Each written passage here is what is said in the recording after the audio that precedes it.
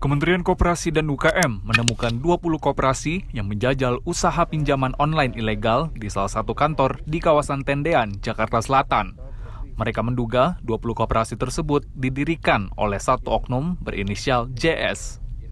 Deputi Bidang Perekonomian Kemenkop dan UKM Ahmad Zabadi mengatakan pihaknya menemukan indikasi bahwa usaha pinjol ilegal tersebut menggunakan izin yang diterbitkan oleh seorang notaris.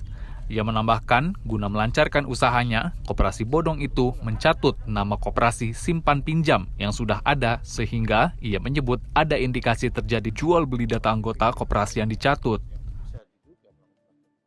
Koperasinya juga tidak memiliki legalitas formal yang di virtual office ini kita temukan bukan saja informasi terkait dengan 20 koperasi yang diduga melakukan praktek pinjol. Pada kesempatan yang sama, ia mengestimasikan kerugian masyarakat oleh usaha pinjol ilegal berkedok koperasi itu senilai 22 miliar rupiah.